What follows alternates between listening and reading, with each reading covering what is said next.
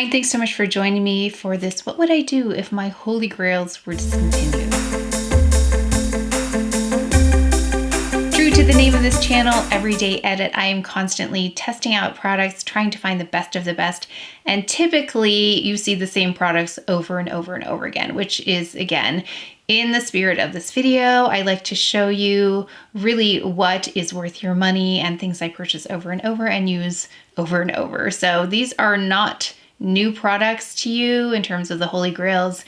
You already probably know what they are. Today I'm featuring 5, and this was actually an idea I came up with because of something you let me know, that one of these Holy Grails is maybe being discontinued. So then that got me thinking, like, okay, then what would I do if it were discontinued? And then what would I do if other products that are Holy Grails were discontinued? What would I replace them with? What would come close to the performance of those products? It was a little bit tricky in some cases, a little bit easier in others. If you'd like to see what I would do in case my Holy Grails were discontinued, I've got 5 here. I'm doing a side-by-side for you of Holy Grails versus potential replacements for those Holy Grails. So I'll show you those all in action. I already have on a little bit of makeup. I've got on the Color Science SPF 50 in the matte, which seems to be one of the better SPF products I've been trying. I'll make sure to do a video at some point kind of ranking them and letting you know what I think they are best for. And then we've got on some of the Waterfresh Tint by Chanel, which is right here. Here it is. It's the one in Medium Plus. And I had a good question about this.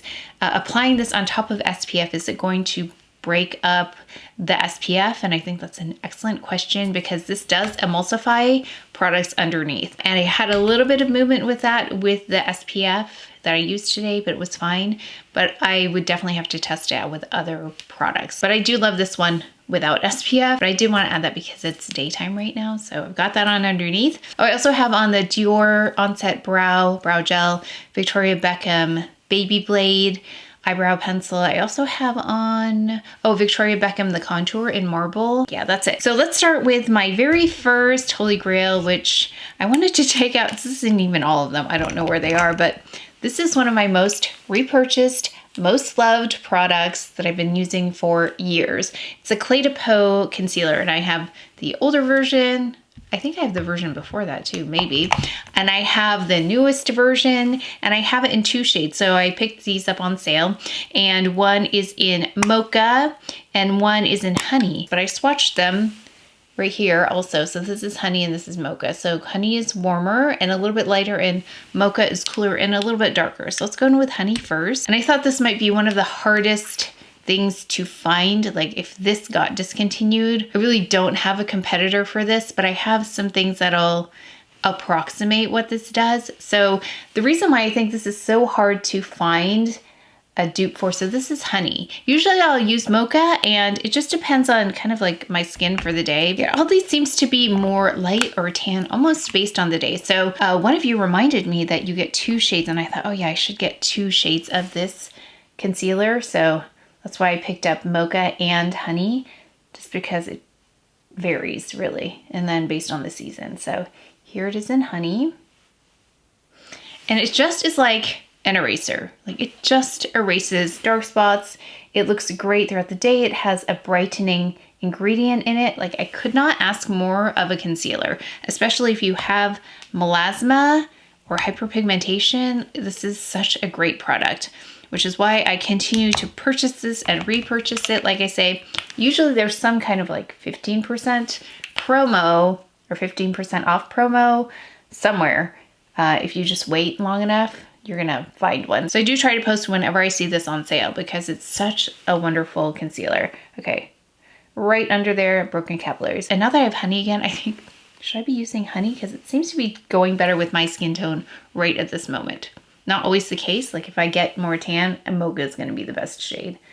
But this is such a pretty one. And then I go up here, and this is where I use that little trick to fill in this area because there is some darkness here, and it changes the overall appearance of the shape of my eye, because you can see it here versus here, and it looks like it droops.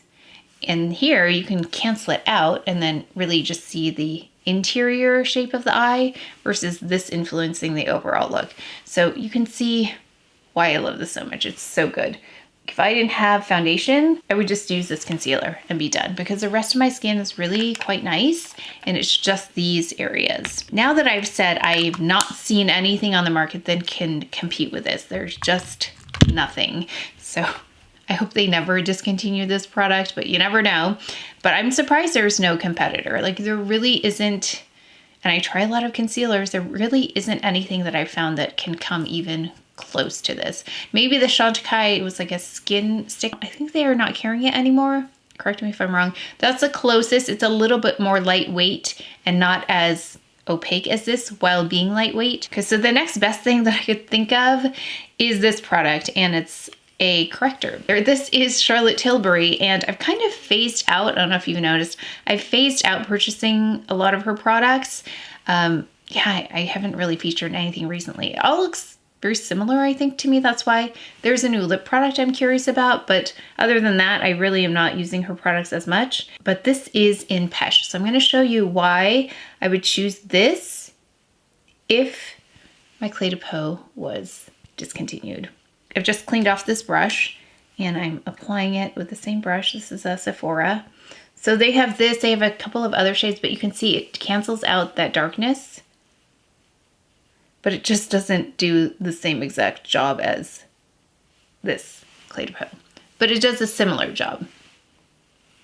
Now this is like a creamier formula, so it's not going to work under my eye. So like over here, it's not gonna work well. It just isn't. You can see it just is too hydrating. Like, this is nice and not dry, but it's not slippery. It's not moving around the skin.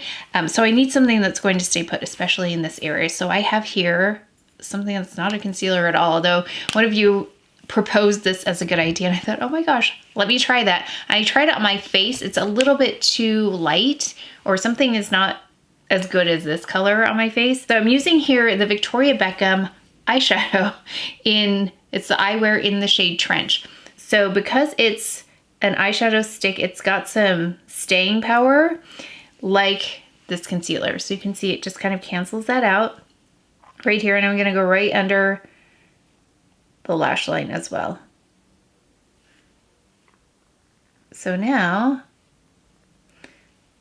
like, that's what I would do, but you can see it's not even as opaque as the Clé de Peau. Gosh, that's why I love it so much. So this is what I would do, because I have not found another product that can stay in this corner area as well as the Clé de Peau. And this is as close as I can get. Yeah, so that would be my solution.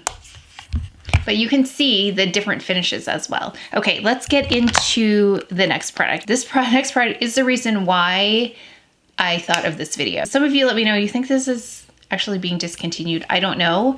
I haven't actually researched it, but it just got me thinking, like, what would I do if this was discontinued? So it's the La Prairie, and I also have questions about why do I use so many concealers under my eye? One of the reasons is because I have to look at this video over and over and over again while I edit. It takes about a good minimum 2 hours to edit a video, up to 4 hours. If not more, if it's a vlog, it takes longer. So I'm looking at this video a long time and I'm studying my makeup, and I can always see that this needs a little bit of help. I just add it here, targeted, you'll see in a moment if you haven't seen it before, and it makes a big difference. It's a little teeny tiny detail that makes a big difference. Now, in real life, like, you probably wouldn't notice, and I probably could get away with not get away with, but it would be just fine without it. Okay, I'm having trouble finding a brush because there is a brush that goes here, but it is stuck, so I don't know what happened. But I would normally use that brush. Let's use this little teeny tiny rougher brush though, and I'm going to take this and just place it here in this darkest area, and you'll see how that recessed area comes out, and it makes it look less tired. So you can kind of see, just because you can see that shadow. So this will help pop that out because it's lighter and brighter. And what I love is that it has a lovely finish to it. So it just looks like it illuminates this area in a really natural way. And then getting into the corner of the eye, and plus it doesn't crease. Another key thing in this area, oh, I went in, sorry, one more thing I forgot to mention. I did go in with the Chanel under eye concealer. this one right here, and this is in 40. So I have this in 40 on my under eye area. Very lightly though, because I have the Waterfresh tint, which is a very light coverage as well. So I want to match intensity there. Okay, so we've got this here. I might add more later, just depending on how it looks. Okay, so that is why I do that, because can you see how it just brightens that area and looks more well rested, I think, than this side. This does last forever though, because I can only use that teeny tiny amount and I don't use it anywhere else or for any other purpose. The next closest thing I've been able to find is this Camoflauge Stylo by Chantecaille, which actually is not that far off. It just has a different finish. It's a little shinier, but I also will use it on my dark spots. Yeah, this does come in really handy when I want a fresh look, and I'm not looking for perfection. So we're gonna go in here, same thing. This is in 4C. It's more lightweight, it's more fluid, but it's a lovely one. I actually travel with this one because it's so easy to use. It doesn't require another brush. So I do travel with this one. You can see there is a difference in intensity in finish. So I would definitely use the Chantecaille in lieu of that La Prairie. Okay, so this next product is probably the one that I really had maybe the hardest time finding. Something like, what would I do if this was gone? I think next to the Clé de Peau, this was the one that I was just like, I really don't know what I would use. So it took longer for me to think of a replacement for this than it did anything else. And it's the Chantecaille Perfect Blur Powder. You know how much I love it. You're going to see the result of it here in a moment. I have mine in light medium, and this is how much I love it. I dropped it, I broke it, I have many of them. I actually need another one. I'm going to use this all the way up though, so I can hit pan on this one and then get a new one going. So I've got the Buff and Blur brush. This perfects the appearance of the surface of the skin, as well as helps to color correct any dark areas. Because sometimes when I add powder, this actually gets exposed more, the dark spots, and it looks worse. So I am really careful about the powders I choose. There's a bit of peachiness to this, which helps color correct. And that's another plus with this powder, is that it just helps correct not just the color, but the appearance of the smoothness of the skin. I just stamp like this because I don't want to move around the concealer. That's another reason. So that's a perfect blur powder. It's like it got airbrushed. Okay, so a couple of options were, the closest thing I could initially think of was the Westman Atelier, but then I thought, wait, there is another one that I think would be a good close one, because I've done a side-by-side. I did a side-by-side on this a long time ago. It's the Sisley powder, and now they've come out with a lighter shade, which I don't know if I need. This is in medium. It's the Blur Expert. This is really excellent for under makeup though. Like, this is a great multitasking product, even though it doesn't look like you would want to put powder under. It's really beautiful if you have it and you haven't tried it. It's a great primary. Sometimes I forget. This is actually really great in lieu of foundation. Like, this has some lovely coverage, but it has a little bit too much color for me. You're gonna see the difference here. I like it a little bit brighter in the front. So you're gonna see the difference here. I've just cleaned off this brush, and I'm gonna go in with this Sisley on this side.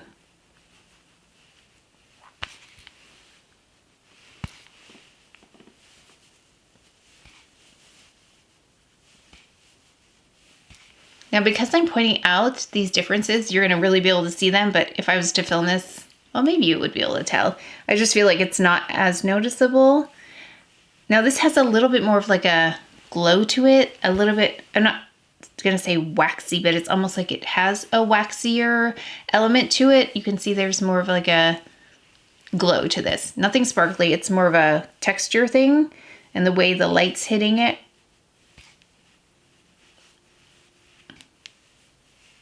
But yeah, I'm definitely curious about the lighter shade, because you can see this adds a little bit of color even to my skin tone, which is medium. So, and there's a little bit of a grayness to it. So you can see the difference here. There's more of like a lively, brighter, kind of healthier look versus this, which is a little bit more gray or olive. So I think if you have more olive skin tones, this one actually might be really nice for you, the Sisley. And I'll show you them to you side by side, because you can see in the pan how different they look. Here they are together. You can see the difference in the tones, difference in the brightness, which makes me wonder about the lighter shade, but I haven't seen the undertone of the lighter shade. I don't know if it's like a pink undertone, which will not work for me, but if it's got like a peachier undertone, something warm, then it would definitely work. So, but that is the closest, but you can see the difference in the finishes. At least I can. Okay, so we're gonna do a quick eye. I wanted to take out something super quick. So we've got this Chantecaille Mermaid Eye Matte in Olivia, and it's more of like a gray tone. So we're just gonna put that on the eye really fast because we're gonna talk about mascara next, which if you're looking for something super quick, these Mermaid eyeshadows are really nice. So they've got a creaminess to them, nice smooth texture. This is more on the matte side, yeah, matte. It's not totally matte though. It's got a little bit of a glow to the finish. Again, not because there's anything sparkly, it's just the actual finish. Actually, it reminds me of the finish of this powder right here. That's a similar finish. I went in with a little bit of the Victoria Beckham contour in Marble in the crease. Okay, then we're gonna go in with the Victoria Beckham's Ash. And I realized how much I've come to rely on this side of it, which I didn't use before, to help smudge this out because I got another, I think it was a Sizzly recently, where they do not have any kind of like brush or a sponge on the end, and I find it's a little bit more tricky to use. I love that this is here, so it really does help. Okay, and then this is where the concealer comes in handy again. I use this to correct anything that may have happened here that needs some help. And where's my Clé de Peau concealer brush? I found my Clé de Peau concealer brush, which is great for this because it's got a nice like edge on it, so it'll help define this wing, especially if it goes too low. This helps to get more of that bat wing shape.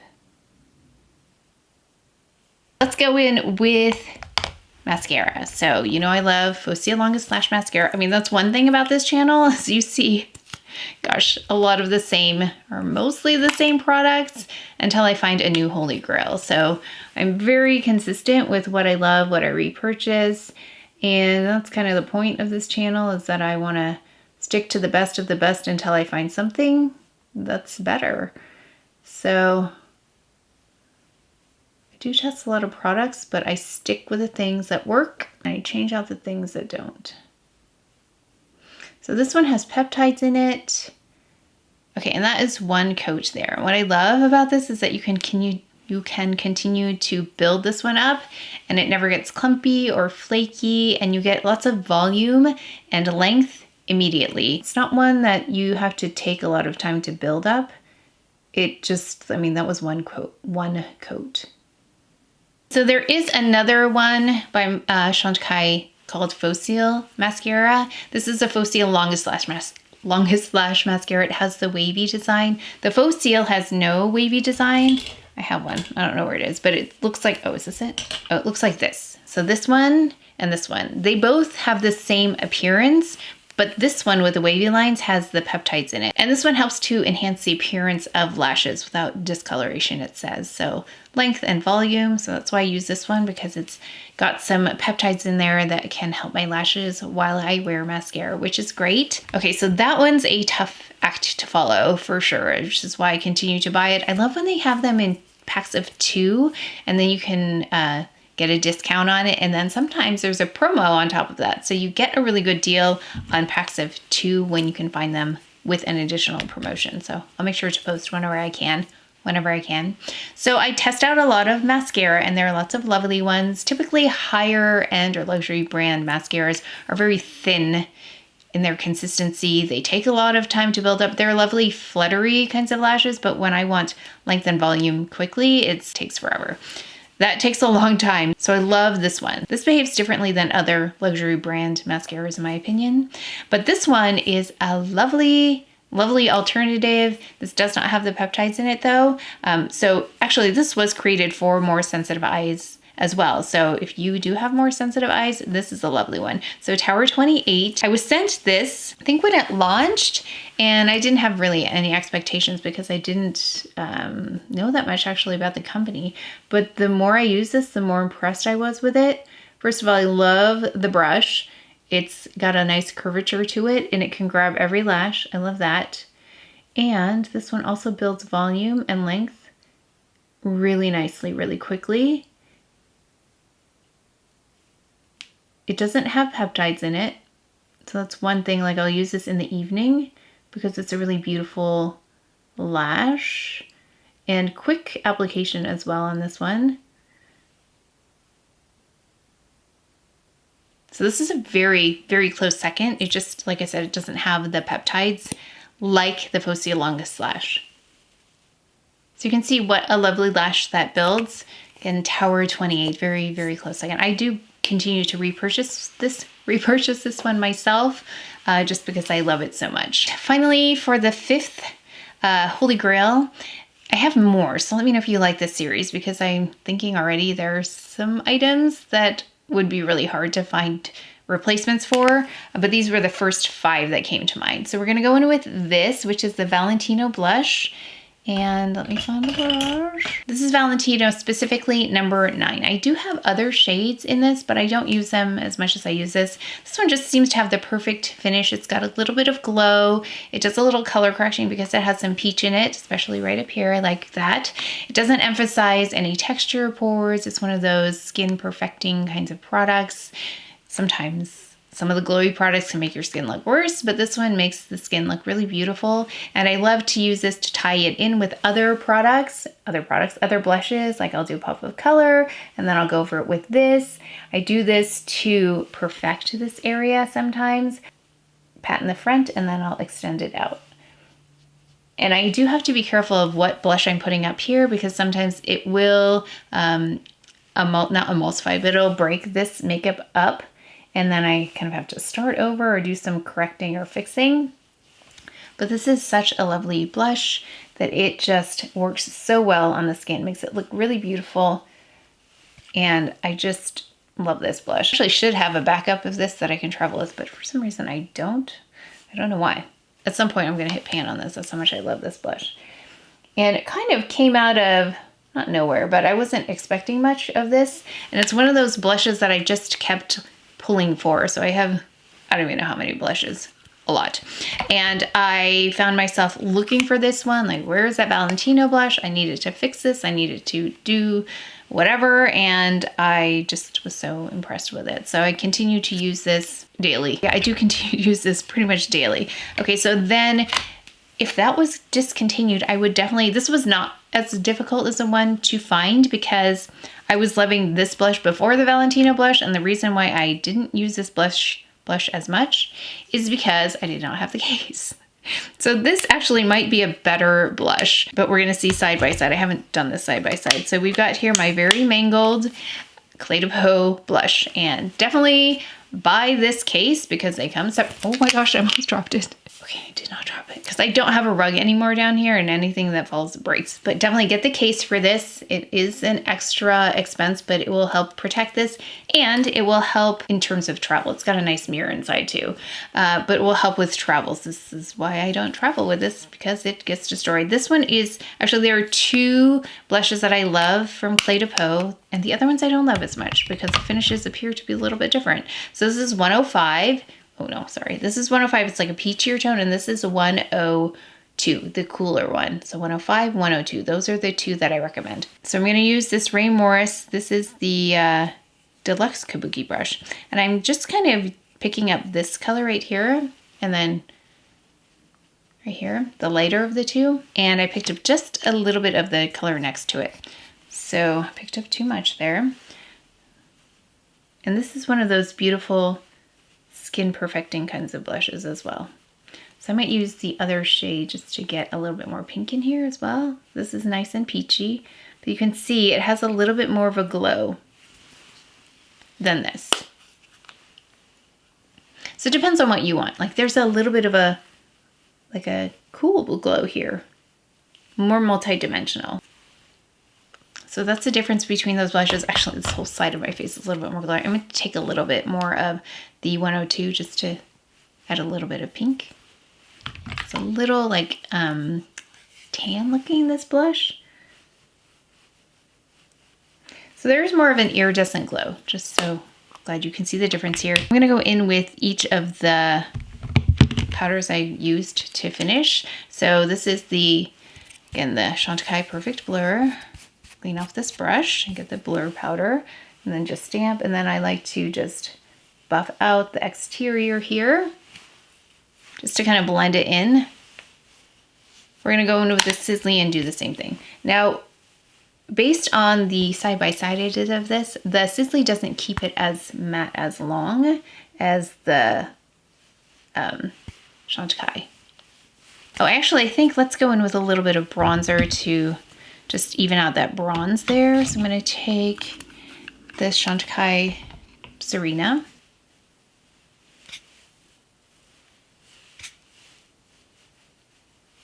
Okay, and then I just want to add a little bit of concealer on my chin. And this is Honey. I'm so glad I picked up Honey again. Victoria Beckham.